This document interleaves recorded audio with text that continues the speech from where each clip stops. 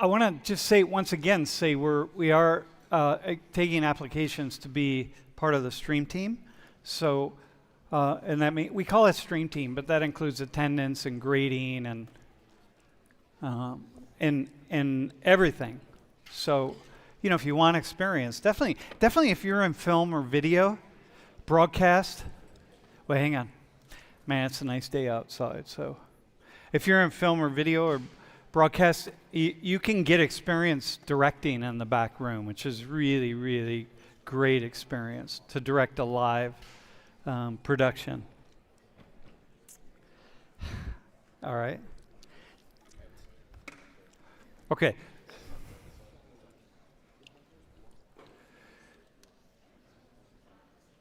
All right, I want to introduce the.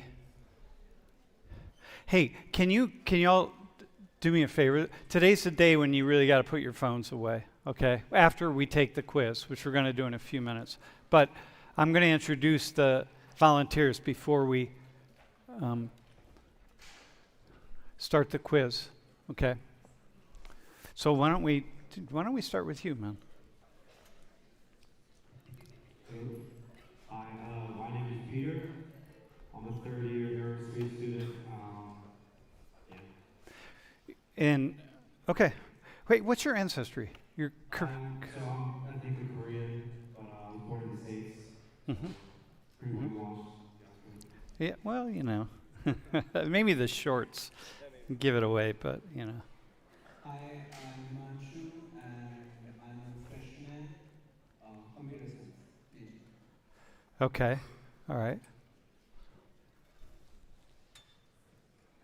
Hi, my name is Emerson. I'm a second year public relations major, and I'm from Mexico.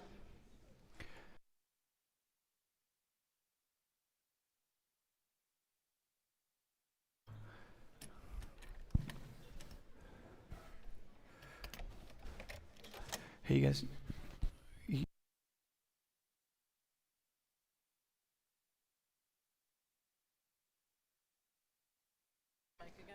Yeah. No, these mics. Hey, okay, let's go. Can you let her? Yeah, go ahead. My name is Emerson Brown, and I am a sophomore public relations major. Hi, I'm Abby. I'm a second year studying Psych and Crim, and I'm from Greenville, South Carolina. Hi, I'm Japshot. I'm a freshman studying marketing, and I'm from Norwalk, Connecticut. Okay, awesome, ma'am. Man, it's so hard to do. They couldn't hear the mics through the stream. And okay, we're talking about death and dying today. So everybody, we're talking about death and dying, and it just feels like it's a good. It's a topic that. I've been wanting to talk about this for a couple semesters, and we just never really have gotten to it, so we're going to do it today. All right, let's start. Let's go to that first slide. So there are a couple things. I found these data that I thought were really kind of interesting. No, they're very interesting. These are Pew did some. They do a lot of research all over the world, and they picked 35 countries, just asking people if they believe in an afterlife. Now, they kind of define this in some way, but some kind of afterlife in which you, in our bodies and in our kind of, at some level, integrated mind and body, are going to live after we leave our bodies. And, look at the differences are pretty astounding. 85% in Indonesia, look at Turkey, Kenya, and then down in India. I'm surprised India is so low, but I understand that it's low and why. But look at Sweden, the Scandinavian countries are all going to be kind of low. And, in the U.S., it's 70%. That means 30% of the people don't believe in an afterlife. And by the way, what we're seeing increasingly these days is that there used to be a very distinct difference between older people and younger people, but now we're seeing that those differences are starting to shrink considerably. Okay, the next slide. And then I found this, which I thought was really interesting, that there are spirits in part of the natural world. So that means plants, animals, mountains, trees, you know, the whole thing. And you look at those differences. That's pretty fundamental. Look at Korea, by the way, 36%. Yeah, it's really quite interesting. So anyway, I just thought I would put that up. All right. Hey, so listen, before I start, though, I want to say something. So, hey, right now would be a time you got to put your phones away. Okay. Are we good? All right, man. So Emerson. So this is a really, it's a cool thing. So Emerson. Well, why don't you just say, like with your dad? Why don't you just say it right now? It's better. My dad died 18 days ago. And you and I have been. It was a long death, right? Yeah. He battled stage 4 colon cancer for 10 months. Mm-hmm. He was diagnosed on his birthday on May 19th, 2025. And so I called. I knew that we've been in touch for the past month or so, but I didn't know if you were here or there. Maybe this was the first moment. But I texted Emerson to say, "Hey, do you want to volunteer today?" And you said, "No, I can't," because you were with your dad in the hospital. And but he wanted you to volunteer. Yes. Yeah, which is really cool. And so, I just happened to be doing this class and said, "Hey, do you want to be part of it?" And you said yes. So that's really important, okay? Because it's really important to understand that, because this is really, it's delicate, man. So I appreciate you being willing to be here. It's cool. It's valuable. Okay, let me ask you all some questions, okay? Let me start. How often do you think about death? Recently, a lot, just because similar. My aunt passed away last year, and it's been like a recent topic. Mm-hmm. So you're thinking about it a fair amount. And when you say you think about it a lot, what's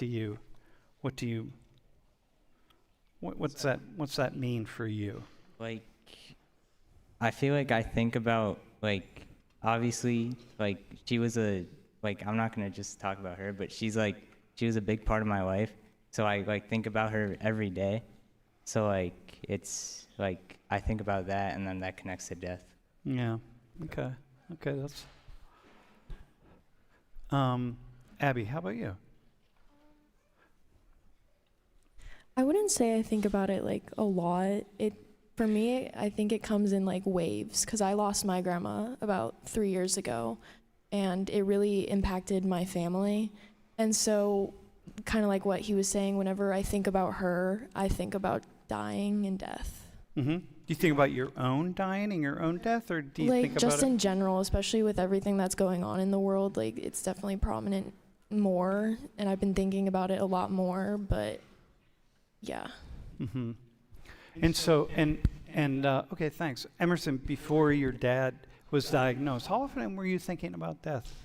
Before he was diagnosed, I honestly didn't think about it a lot. I just figured I'm pretty young, I have nothing to worry about. And yeah, it just wasn't really ever in the forefront of my mind. And hey, I just want to add something about your dad. I saw the different things that were written about him, and he was he just seemed like a really cool guy. So it's cool that you're up here. Yeah, and I could see why you wouldn't. Yeah. Hey, do you have a nickname, by the way? Do you go Himanshu or Manshu? Do you say the whole thing? Himanshu. Himanshu. Yeah. Okay, how about you, man? How often do you think about? Wait, hang on. You think you're wrestling with God, with the gods on this one. So, yeah, I chose you because of what you wrote in your volunteer form. Yeah, go ahead. A lot. Basically, I fear death a lot naturally, So I was like, what would happen after death? Because from modern science perspective, it's like it's nothing, which is a little hard to imagine, right? Imagining nothing. So I came up with like a lot of different theories on my own of what would happen after death, which meant I was thinking about it quite a lot. And basically ended up figuring that if God existed, it's kind of like a curse.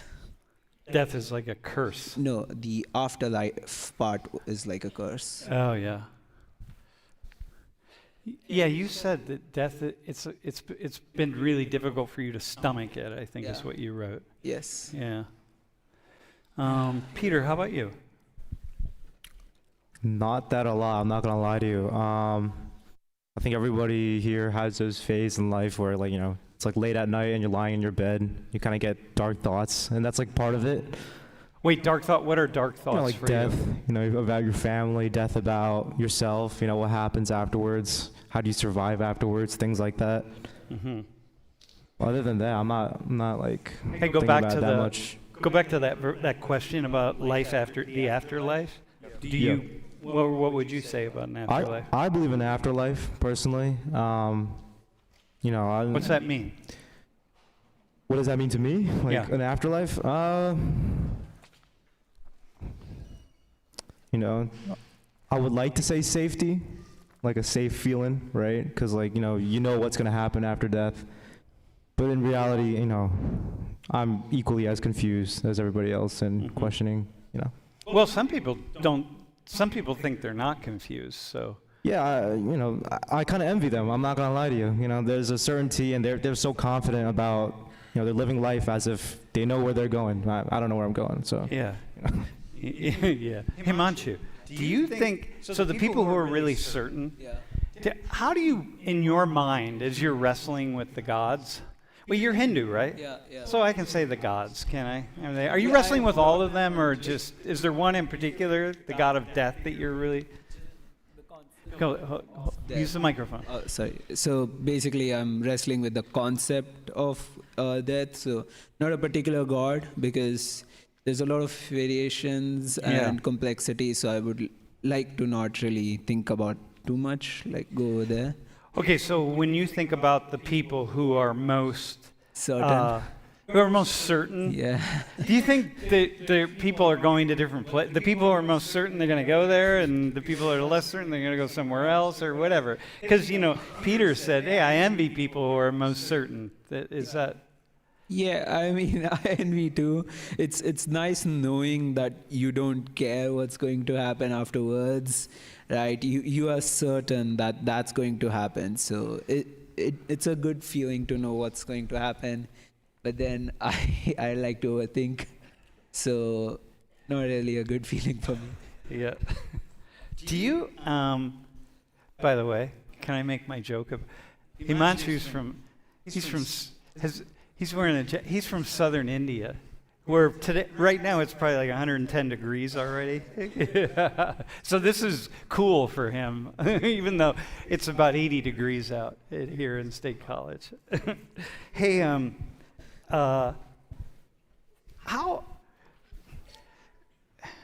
Wait, I'm not going to ask you this question because you're going to say all the time. But Abby, how often are people around you talking about death? Not a lot. Like I said, I lost my grandma like 3 years ago, so my mom will talk about it a lot because it's really affected her. But other than that, nobody around me really talks about it unless like I bring it up or something, which I don't really bring it up, but. And you don't bring it up because? I don't know. I don't like to think about it. It's a very heavy topic, I feel like. And you don't like to think about it because? I mean, you said heavy, but what makes it heavy? In a way, it's kind of scary to think about what happens after. But what makes it scary? I don't know. It's just like it's like for me it's like a very dreadful feeling, like kind of like leaving everything behind and not knowing what happens after.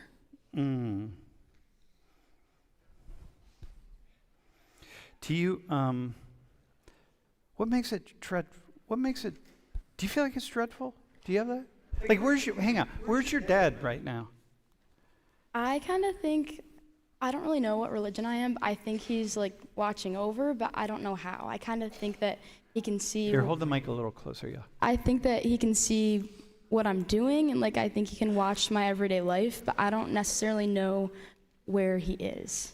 Is that getting you through right now? Is it getting you through the grief process? And I think it kind of is. I know that like, I don't know the scientific terms of it, but every person's like body has like energy in it, and energy can't be destroyed. So I kind of think that like when people die, their energy has to go somewhere. That's kind of getting me through thinking that he's still here, if that makes sense. Mm-hmm. Because you were really close to him, right? Yes, he was like my best friend. Really? Mm-hmm. So therefore, for you, it's really cool. It's essential to see his energy is still there, really, as part of you, as being part of your life still. Hey, Japjot, how do you pronounce your name? It's Japjot, but Japjot. yeah, but in kindergarten they changed it to Japjot, the white people. With a T. Yeah, For Americans? basically, yeah. Were you born in the U.S.? Yeah, Okay, but we can say Japjot. Japjot? Japjot. Jot. Jap, Ah, like J-U-P. Oh, okay, Yeah. okay. How about what makes death so dark? What makes it so scary? Personally, I don't think I fear death because everyone has to go through it eventually. So I don't really think I would be afraid of it. Yeah. Yeah. But and when you think about people around you dying, Yeah. your closest people, how is that? Like, where do you go? We think, so in Sikhism, which I'm a Sikh, we think of reincarnation. So we basically think that unless you like reach spiritual enlightenment, you just are in an endless cycle of rebirth, basically. So you were here before, Yeah. not as with your name, but your spirit was here in a different body, Yeah. and some kind of articulated spirit, and that spirit was in a different body, and a different one, and a different one.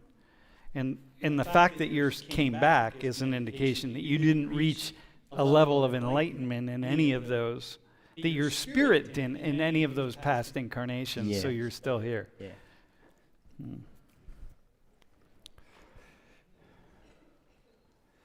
Do you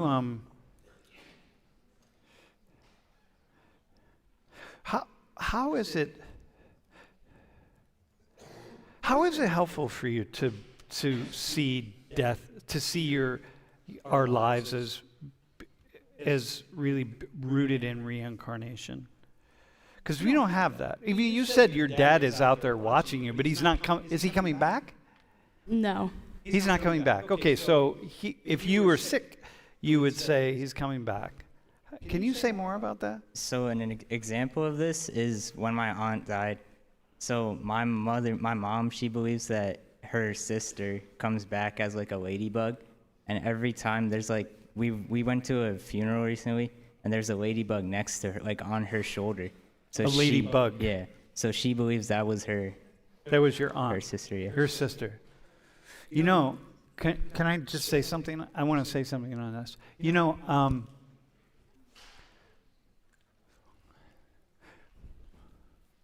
for why a ladybug? Like just because the ladybug happened to be there, or it just is a thing? I think it's a thing. I don't know personally though. All right. It's helpful, really. Hey, here's a really interesting anecdote. That there are people who study reincarnation, and what they study in particular are children who, as soon as they start talking about their previous lives. They start talking about, like, hey, this isn't my life, that's not my name, you're not my parents, these kinds of things. As soon as they begin talking, like, 2, 3 years old, why are you calling me Japjud? How'd I do? Okay? Yeah. Why are you calling me that? Because that's not my name. And so what people have done is isolate these kids and really try to capture as much information as possible about who they are and what they're talking about, and they try to create the person, like the snapshot of the person that they're talking about. And then they investigate what this person, and they try to track down who that person is or was. And it's really quite, and this is using the scientific method. I mean, really being very, very careful about this. And there are just an infinite number of cases of people who have been able to identify that child's previous incarnation, and there's no way that that child would know all of the information that they were talking about.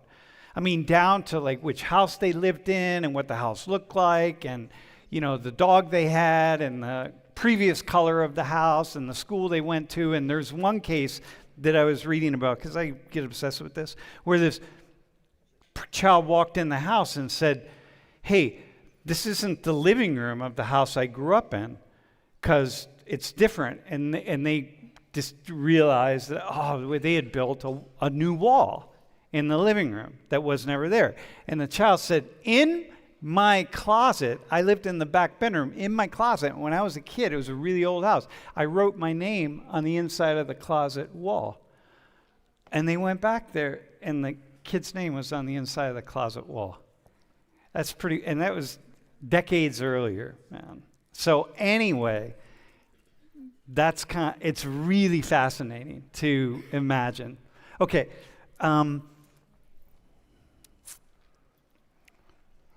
When you talk about death with people around you, how welcome is the conversation, or are you the one that shuts it down, or you open it, or how welcome is it? How is it? Do you want to go? Anybody? Abby, do you want to go? It depends on who I'm talking to.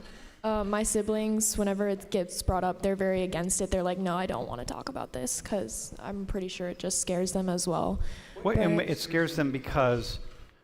I think the thought of losing somebody close to them and having to go the rest of their life without being able to see or talk to them scares them. Mm-hmm. So there's that, and then there's the other side of leaving our bodies and not knowing where we're going. Yeah. What do you think scares them more, though, if you could guess? Probably the first one.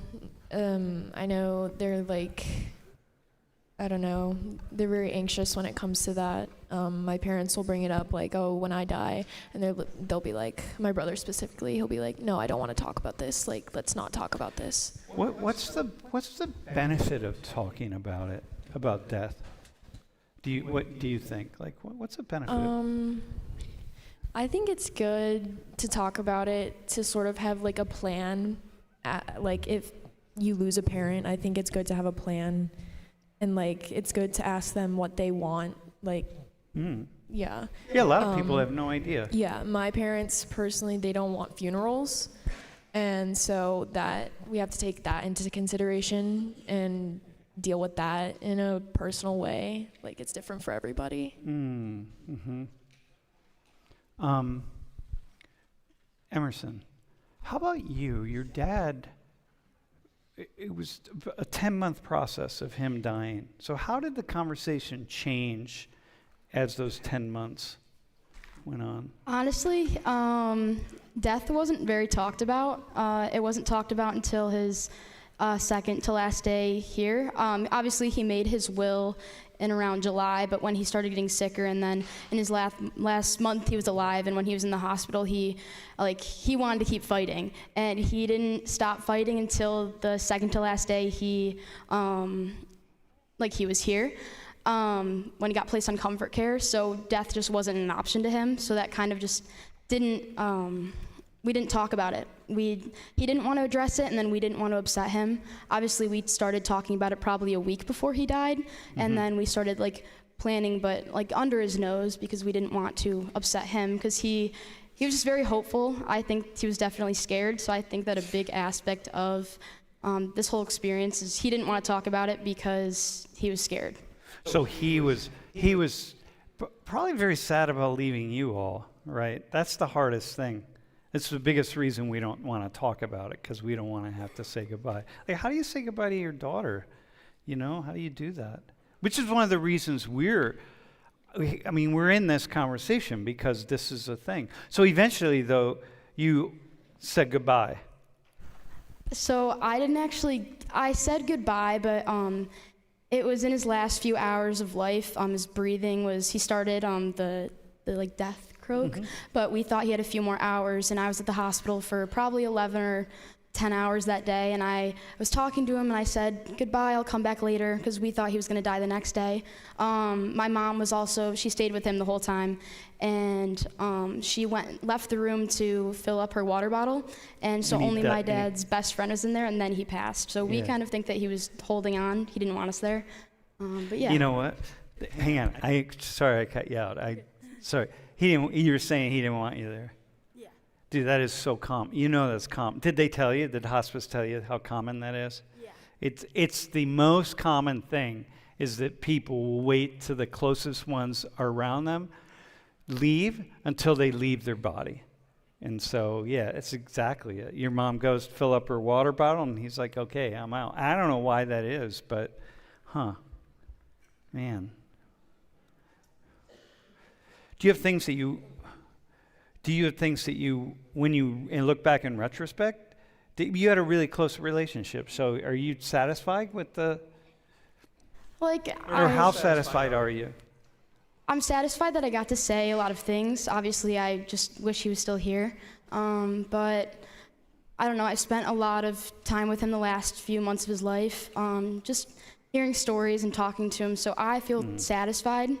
His services were also amazing. There was like helicopters and bagpipes, and it was really cool, so it was fun. But, well, not fun, but you know what I mean. It was good for him. Yes. He was in the military. Yes, he was in the military, and then he was a federal agent, so his whole agency came. Dude, so no wonder he was fighting, because that's what he was, right? That's what he did all his life. Wow, that's cool. It's intense. It's really intense. Bro,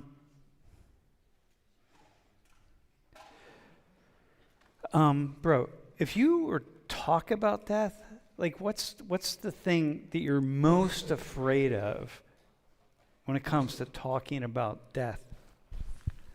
I'd say what kind of like life I lived while I was here. I think that matters a lot for me, especially. How does that matter? Tell us what you see. Well, I don't know. My personal belief is that like we all have a purpose here. No one's really accidental per se, and we have a purpose here that we're supposed to sort of fulfill. And if we don't fulfill it, I don't know what happens. But I feel like I have a need to do something, right? Just don't know what that is. So you're both Buddhist and Christian, or you balance the two? I was born in a mostly Buddhist-ish household. It's kind of complicated. And then I have a lot of Christian friends. All my roommates are like Catholic and stuff. And I went to Catholic school when I was young.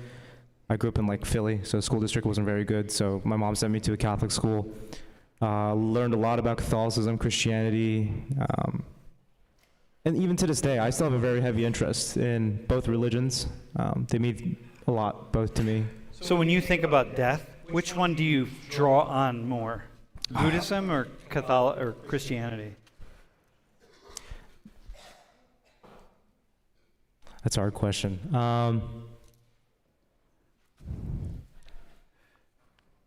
I'd say slightly more on the Catholicism side, maybe. I'm not entirely sure. Yeah. What do you Mixture of both, see I would yourself? say. Yeah. What do you see yourself drawing on? Like, what do you see? Sorry. What do you mean by what do I see? Well, like in Catholicism, you have a God. Yes. Right? So you have the concept of a singular God. Right. That is really watching and taking care. The Creator God. Right. Or Christianity. Right. Yes. And that Creator God it's like, hey, it kind of starts things in motion, and so you can assume that the greater God is like up here kind of watching you and has ideas for how you should live your life, all these things that you're talking about. Right, yes. But in Buddhism, you don't really have that. Yeah, I do not have that. That's true. And like how, forgot your name. Our friend here mentioned this, what's it called? Samsara, the reincarnation, right? Mm-hmm. That is also, for me, since I grew up with Buddhism, that's sort of like my innate nature to kind of just like have that instinctual feeling of once I die, I'm reborn. But at the same time, I'm not entirely sure if that's, right or wrong. I mean, I don't think anybody really knows here for 100% certainty. So, right. The thing is, the two kind of counteract that. Oh yeah, 100%. So in 100%. Buddhism, you can be thinking, yeah, okay, I'm gonna die, but I probably haven't achieved enlightenment, so I'm gonna assume I'm coming back. Yeah, it's very conflicting. I mean, I don't really know much. I think about it a lot, but I'm not. Yeah. I'm hitting dead ends everywhere I go. Yeah, okay, but dead ends are okay though. Yeah. I mean, I'm exploring possibilities and things. So. Hey, what would be, Abby? I'm going to ask you this. What's the ideal way? If you could think about yourself as, wait, how old are you? I'm 20. Okay, you're 20. So think about yourself at my age. What for you would be the ideal way to understand death and dying? Like, where do you want to get to? Like, what do you mean? Like all these things. So we're talking about all the ways in which there's a certain struggle. People don't want to talk about it. He's just like, yeah, okay, well, he's not enlightened, or he wouldn't be. Well, you might achieve enlightenment, but you may not come back, man. You know what I mean? And your friends don't want to talk about it. And, Emerson, similar thing, and her dad's just like, I got to be in here to fight for my family. I got to stay with you all, man. I'm going to fight. And I can't think about death because I can't, even to open that doorway a little bit could weaken my ability to fight. And so okay, then you got, you're just like wrestling with the whole 9 yards. And so is Peter. So where do you want to get to? Like, what's the best way to think about death? I think just for me, coming to terms with it, that it's inevitable and it's going to happen no matter what. So that when? Yeah, just like when is like the biggest thing for me. So when people around you leave their bodies, you what? I don't know. I mean, yeah, it's a hard subject. There's a lot that goes into it. Wait, I want to go. Remind me, why is it so difficult? It's just hard to think of. For me, it's hard to think about not having that person there for you, with you. When I think about my parents, I've always had them in my life, so it's just kind of hard to imagine a life without them. Yeah. Okay. So you can't. Yeah.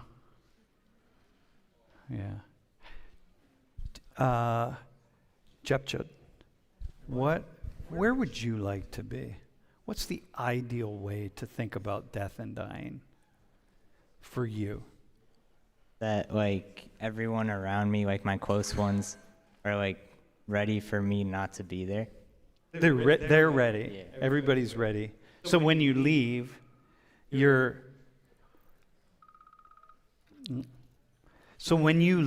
it's time for you to leave, everyone is on the same, comfortable. Yeah. Okay, what else?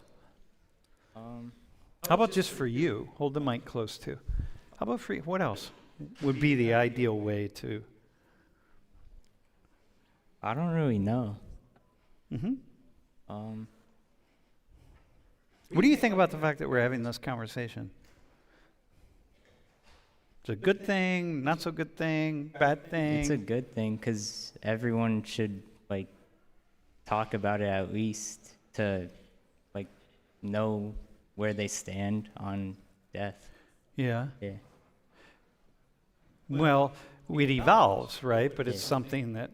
Peter, what do you think about the fact that that Emerson is having this conversation, and she just lost her father, and here we are. Yeah, I mean, I think it's incredibly, and she has a lot of strength in her, 100%. You know, if I was in her position, I would probably just break down and cry.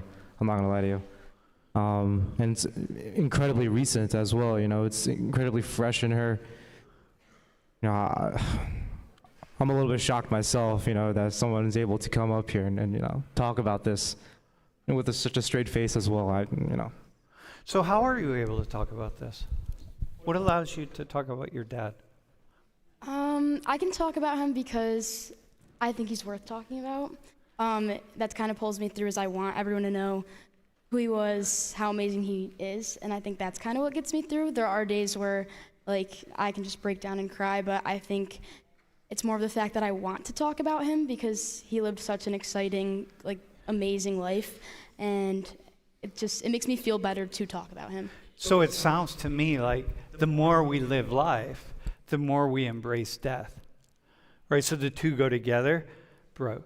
So you're wrestling with the gods, but the way you don't have to wrestle with the gods, really, it sounds like all you have to do is be like Emerson's father and just live a big, full life. And then when it's your time, it's your time. Well, you're going to fight for your family to the bitter end, but what do you think about that? Well, yeah, there's definitely that. I do want to live a purposeful life. Like, I don't want to lose the plot of my life too soon or too late, right? So that's one thing I do want. But what I don't want is to retain anything after death, because that just defeats the whole point of death, right? Like, your consciousness remains or your soul remains. It's kind of like a form of immortality. It's not immortality, but it's a form of it, which is definitely not ideal. But don't get me wrong, I do want to live a long life. Yeah, but in a way it doesn't matter, Yeah. right? If you're being reincarnated, because you're Hindu, so Yeah. unless you achieve enlightenment, the two of you, you're like going to be back here, Yeah. you know, in some form. But you're going to be back. So it's like, well, what's the purpose of living a long life? It doesn't much matter, really. Or does it? Like, how does it matter? Yeah, I mean, I'm living a life. Even if we talk from the point of enlightenment, I can't really get that if I die if I speedrun my life, right? So I don't, the speedrunning of life is not the thing that should happen, right? So I want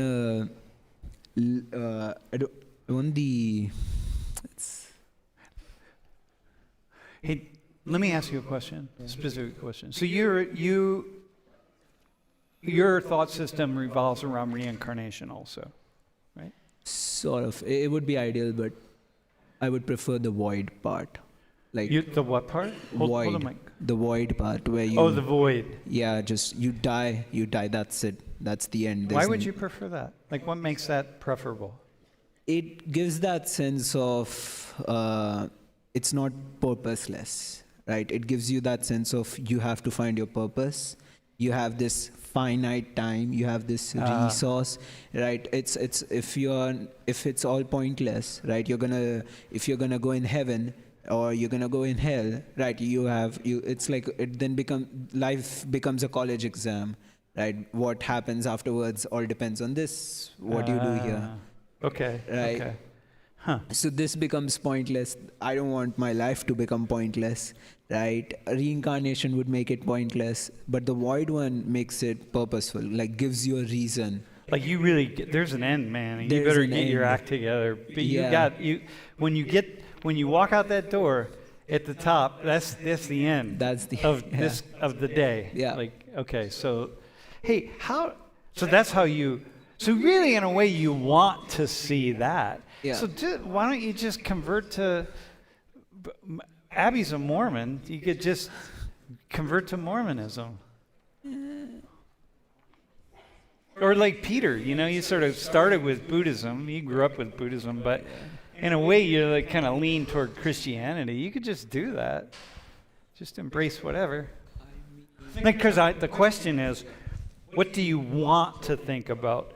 What do you want to think and feel about death and dying? And you're saying, I actually want to feel like there's some kind of void so that I have to really get my act together. Yeah. Huh. So, I mean, if I'm thinking that, then definitely won't lean towards Catholicism. I think that was heaven and hell. Yeah. Yeah, so I wouldn't be leaning towards that. But I don't want like a God figure to sit. I mean, if there's a God who created this entire universe, yes, thank you very much. But I don't want to meet you anymore. Like, you did your part, now I'll do mine. Thank you. I mean, it also comes from the fact that we sometimes have these. I mean, I'm comp sci, right? So I've created a lot of these AI systems. Yeah, and even if I were to assume that these AI systems existed, right, from their perspective, would they want to meet me? Sort of like that. Yeah, okay. All right. Hey, does anyone have a question that they want to ask? Bro. Anyone at the top? Bro. Can you take a question up to the guy? Here. Turn it on before you give it to him.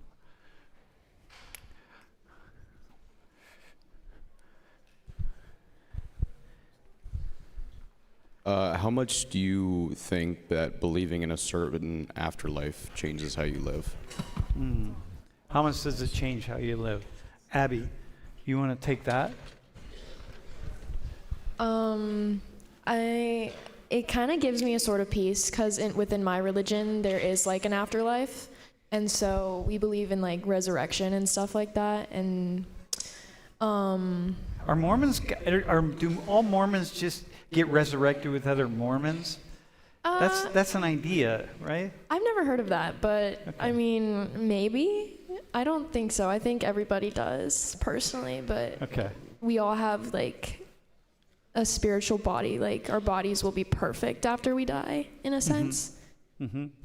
So I think that kind of gives me some peace that like we're gonna be like perfect. Yeah, listen, man, that sounds very comforting. So you've learned that from your religion. That sounds, dude, that sounds, I think you want to think about Mormonism, my friend, because that sounds, and you too, you got Buddhism, it's Mormonism, that's the way you want to go. Yeah, seriously, that's pretty cool. Yeah, bro. So what do you guys think about the concept of a near-death experience? I know that most of you adhere to a religion, and so if you were to die, someone would be there for you in some kind of afterlife. But whenever it's like 10 minutes before you're fully dead, there's these chemicals that get released in your brain that make you replay all very like important parts of your life. Well, first up, wait, what's your name again? Ewan. That's an idea. We don't know, because we do know that people who have near-death. Do you know anyone who's had a near-death experience? Any of you? Anyone? Your dad, when he was at the very end of in his final hours, did he talk about anything happening? Did he talk about people that he saw, certain people? Because that's pretty common. So he couldn't talk, but he kept looking into like the corners of like the room. Oh, come on, seriously? And that's just kind of, I don't know, my mom's a nurse, and she just like reads a bunch of books about the whole like dying process, and a lot of what that's shown is like, you can sometimes see like your past like relatives. So I kind of think that he was like seeing his past like relatives, his mom and dad and all of that. But it was definitely weird to see him look around the room like he's looking at something that's not there. Yeah, quite pretty common actually. Anybody else have any experiences with? Wait. Do car crashes count? Yeah. Yeah, so I mean, I had a car crash about 2 times, I think. Don't know about the third one. So I've had a lot of near experiences. So 2 times I got hit. 1 time I barely escaped. Did you experience anything out of body? No. Yeah. I mean, okay, so that's a near death, meaning you almost died, but you didn't like. It's actually not near death. It's really after death experience. So you haven't had an after death experience. Yeah. Mm-hmm. So I know some people have some very strong thoughts and opinions on this, but do any of you guys have any opinions on like paranormal or like ghosts in relation? Yeah, how do you think about ghosts? How does Six think about ghosts? Oh, wait, what's your name again? Oh, it's Emily. How does Six think about ghosts? I don't think we do. We just basically, we think that when you die, you're like, say, because we think God is everywhere, and God isn't like a person in the sky. He's just like, he's in you, he's in me, he's everywhere. Mm-hmm. So we think that, like, I was watching one of the last class you did about Sikhism, because that was my friend. So you said that's how I think about it too. It's like a pool. God is like a pool of water, and we're just like water drops going back into that ocean. Mm. But probably as a philosophy, I should say, I used to be the faculty advisor to the Sikh Student Association, and probably as a whole religious orientation,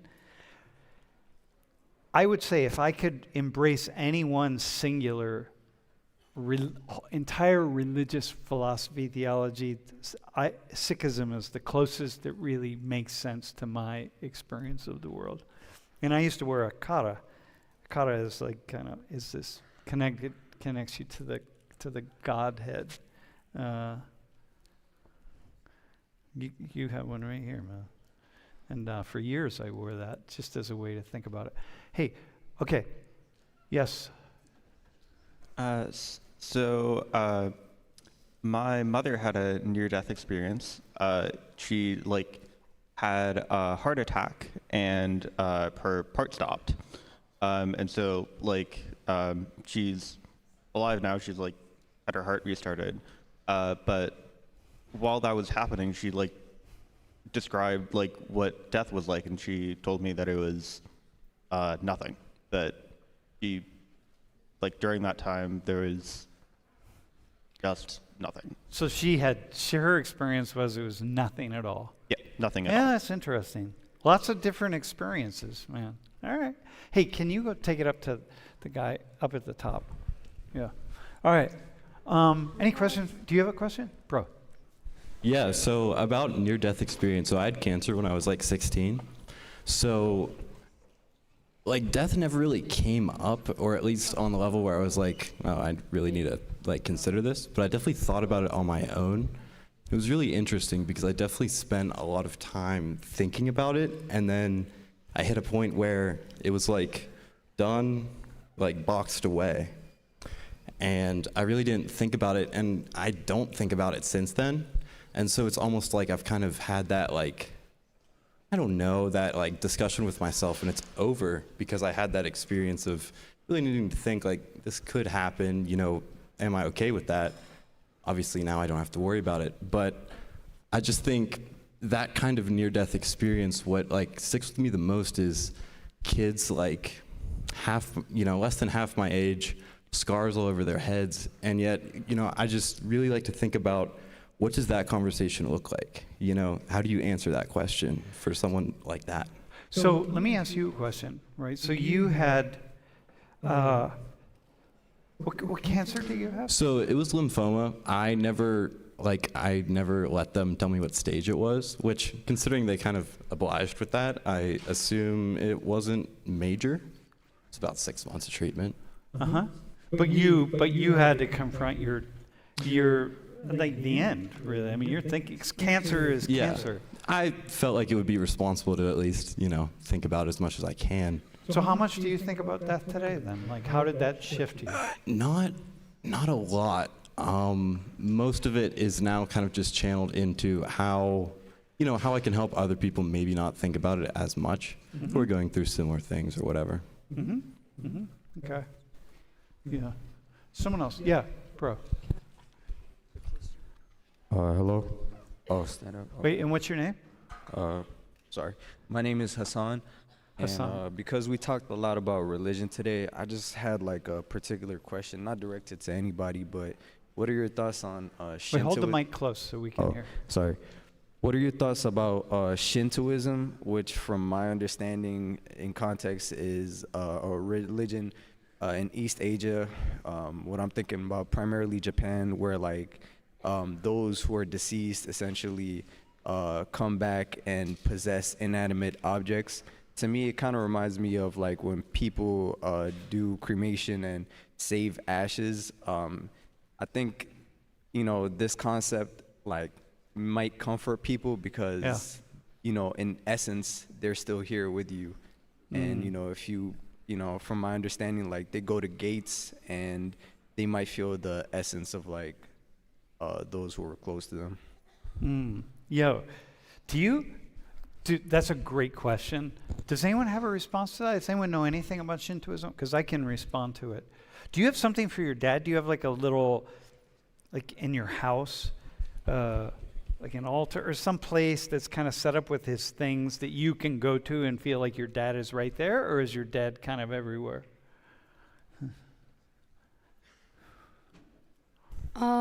Like kind of. We got a shadow box, like from his work that he made, and then he has like an office in our house. So I definitely feel him more when I'm there. When I'm here at Penn State, I don't feel him at all. He's been here a few times, but I don't know, that wasn't like our place. So definitely I'd say more of like my house and his office and in his him and my mom's bedroom, or I'd say at the mausoleum that he's at, because we didn't want him to be buried underground, because it's almost like you can feel closer to him if he's like, if you guys don't know what a mausoleum is, it's like the big buildings, then you put the casket in the like wall type thing. So I don't know, I guess that makes me feel a lot closer to him because he's right there. So then it's kind of like an energy thing in a way. You can feel his energy there. Do you feel like his energy is there, at his actual energy? Yes. When you're at the mausoleum, you feel like he's right there with you? Yes. Huh. I have an interesting Shintoism, by the way. I have an interesting story. Like it was a Shinto Buddhist shrine, and I was in Japan. In Tokyo, and then I just went to this shrine south of Tokyo. I took a train for about an hour, and I wanted to go to this one particular shrine. And in order to get there, I had to climb these stairs. It was probably 3 times as long as these stairs and really steep. And I finally got up there to the top, and it was wide open, and there were statues of the Buddha, but it was both Shinto and Buddhist, right? So there were statues. I went to this one particular area. There were probably 80 different statues of the Buddha. And as soon as I walked over there, I just felt this energy. And I went, oh, man, whoa, I want to meditate. But I didn't. I was with somebody else, and I couldn't. So I left. And the next day, I woke up, and I said, I got to go back there. And I went back to the same spot, and I sat down on a little like cushion. And the moment I sat down, the very moment, my body just got taken over by. I mean, maybe it's the energy in my own head, because it wasn't a conscious thought that I got to go back here, but it felt like somehow the energy was there, and I immediately just started doing this wild, like, dance. Like, I couldn't control my body. My body just went and was doing this, like, qigong thing, and I couldn't stop it. I didn't want to stop it, but it just grabbed. It's like all the Buddhas together, all the energy just said, like, we got you, man. You're back. We got you. And then I just was in it. So, and I always felt like that was just the energy of all of there were a lot of people's ashes and different things. I just thought there was something about that spot that it just called me, So anyway, that's happened a few times in my experience. And I don't know how to explain that, but somebody else. Anyone else have a question? Yeah. My name's Blake, but going back to like the whole near-death experience thing. Or after-death experience.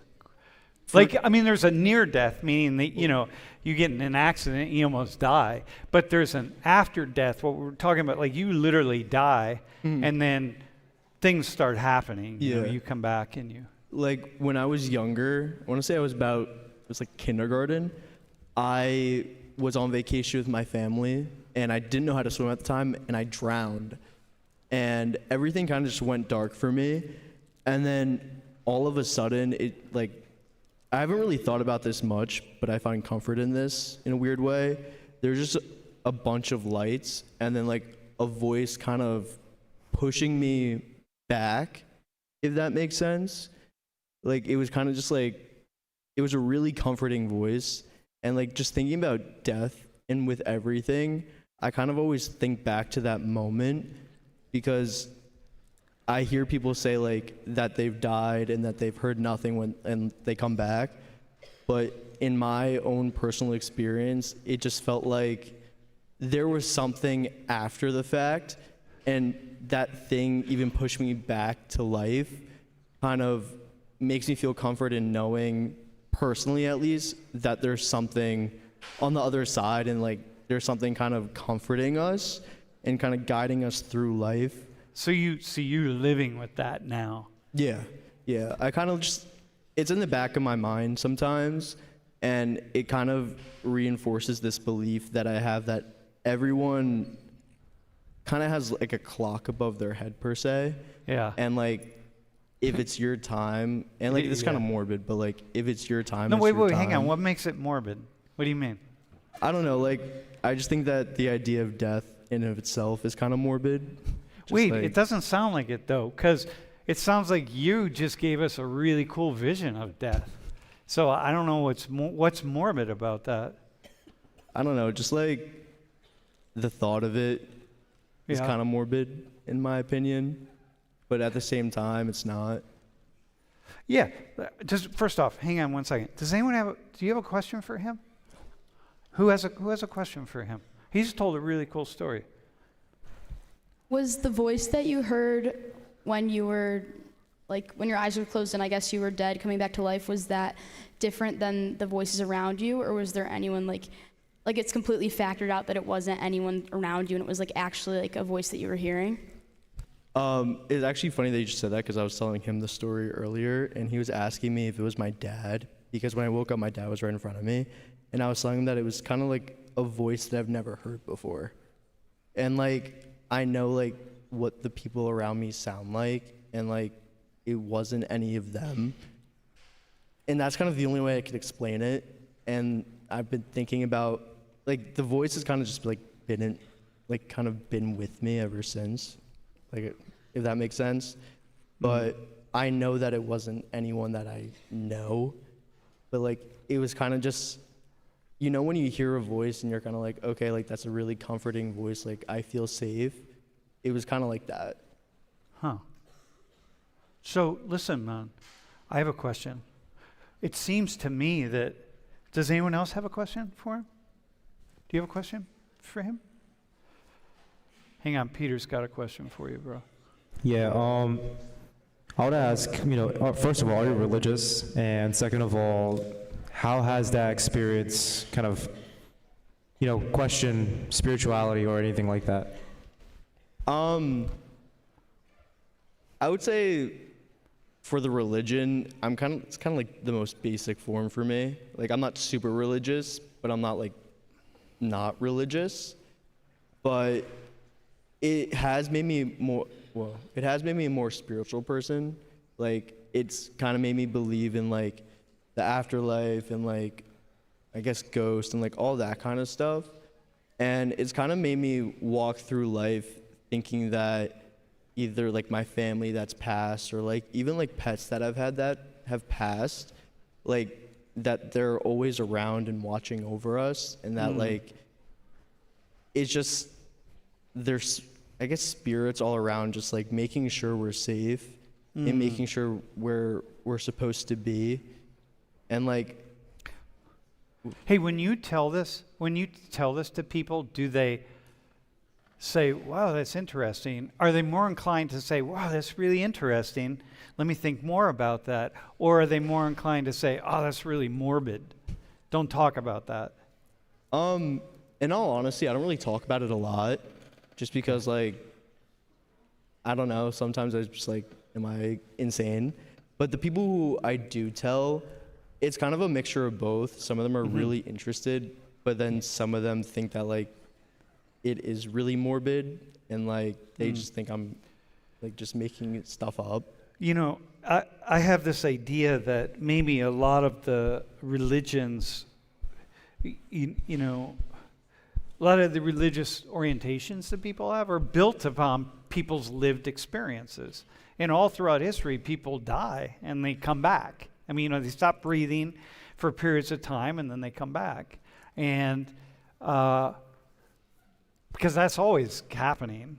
And then people tell the stories. And I wonder if that's how we create these religious theologies, right, about this. You know, it happens more these days than ever before, because we've gotten really good at bringing people back to life after their heart stops and their breathing stops. And we're just getting better. It's all this the medicine that's oriented toward this. And so there are more and more people who have these experiences and are able to talk about them. Like, you can keep a body going for hours. If you put a body on ice and it stops breathing, they can just keep for a long, long time. And then, you know, they can run blood infusions with like high doses of oxygen, and they keep it going for hours, man. Really a long time. It's pretty profound. All right. Anybody else? Bro. All right. Yeah, go ahead, Mark. Hello. So I had a question for, I don't remember names, but for my friend who had posited the idea that life is kind of like an exam that we take, or rather that religion is, and it's kind of like you have to focus on like trying to do good.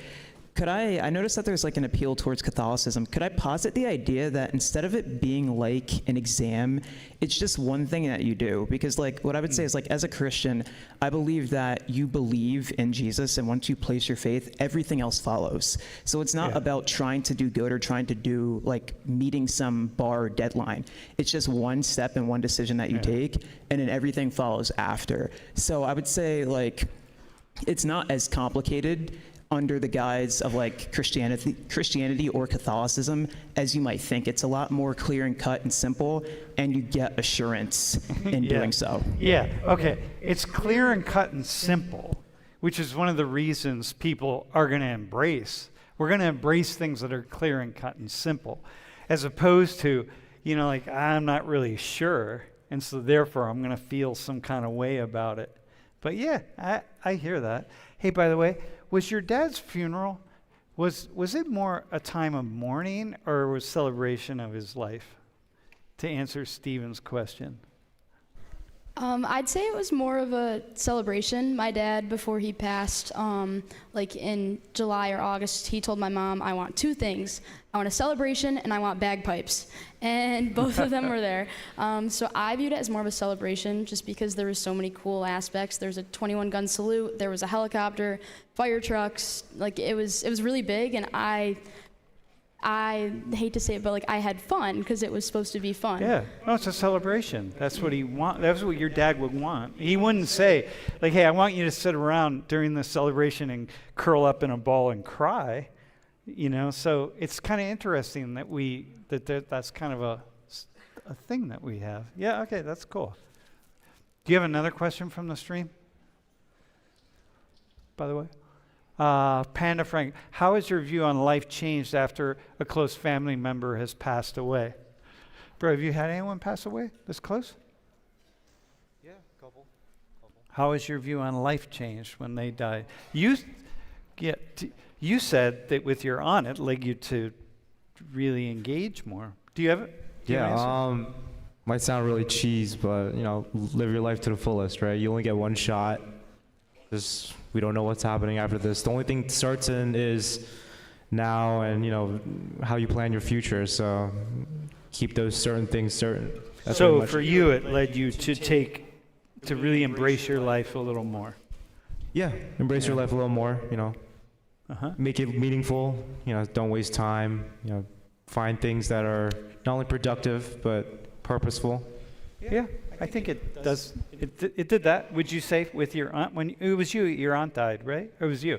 Your aunt died. Is that a similar thing? Happened? Yeah. Huh.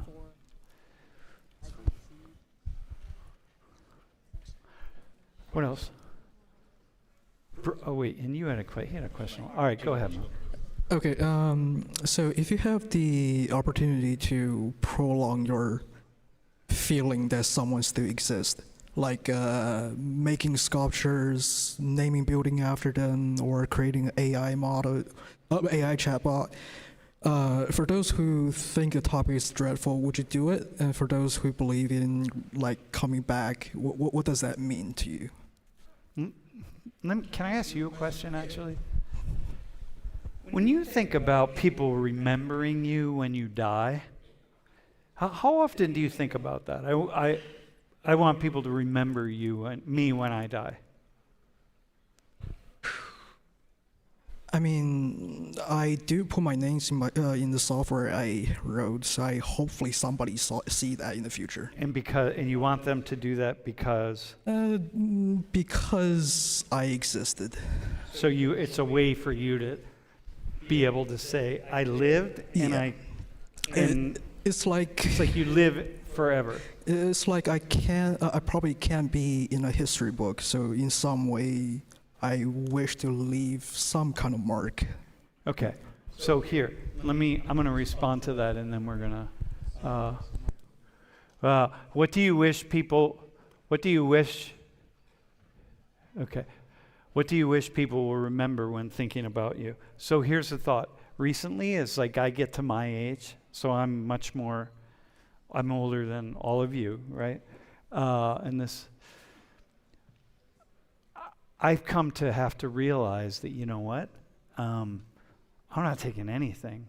I'm taking nothing with me. Nothing at all. Not a single thing. And not only that, but it doesn't matter what people think about me after I'm gone. Like nothing. There's zero. And like, oh man, that's been very sobering. Like a really, really sobering thing. And in a way, you can't even understand what I'm saying until you get to my age. You start getting really close to death, and then you just start to see it and experience it differently. Man, it's pretty profound how I changed. But I've really enjoyed this conversation. So thank you all, right? Thank you. Yeah.